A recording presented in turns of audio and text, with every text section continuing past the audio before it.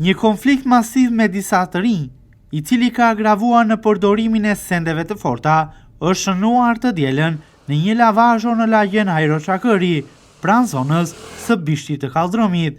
Gjatë sherrit ka mbetur i plagosur një 20 vjeçar, i identifikuar më pas nga policia e Vlorës me inicialet KH, si dhe të dëmtuar nga goditja me sende të forta, shtetasit RY 30 vjeç, RM 19 vjeç dhe DI 32 vjeç. Policia njofton se është identifikuar dhe po punohet për lokalizimin dhe kapjen e autorit të dyshuar të plagosjes, shtetasit AB 25 vjeç, ndërsa këtë të hënë në komunikatën e saj për media, policia e Vlorës sqaron ndër të tjera se ka shpallur në kërkim edhe 2 persona të tjerë, të cilët janë të dyshuar si autor të kësaj ngjarje.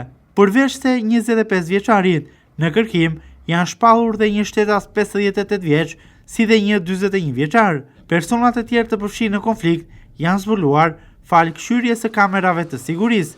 Mësohet se ngjarja është e filmuar e gjitha nga kamerat e sigurisë të biznesit Lavazho në fjalë. Përveç se AB 25 vjeç u shpallën në kërkim edhe shtetasit AK 58 vjeç dhe LB 41 vjeç, banues në Vlorë për veprën penale plagosje rënd me dashje, e kryer në bashkëpunim, komunikoi këtë të hënë zyrtarisht policia e Vlorës.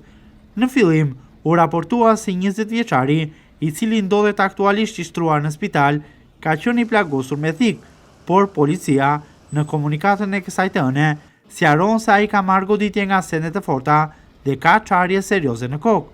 Në vijim të veprimeve për konfliktin në lagjen Hajro Çakëri, fal administrimit të pamjeve filmike, u identifikuan edhe 2 shtetas të tjerë të dyshuar si bashkëpunëtor me dëmtimin me sende të forta të shtetasit K 20 vjeç, i shtruar në spital, dhe të shtetasve RY, RM dhe DI të dëmtuar lehtë.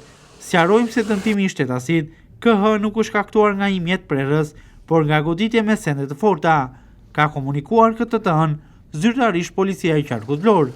Materialet për rastin në fjalë i kanë kaluar tashmë edhe prokurorisë për veprime të mëtejshme.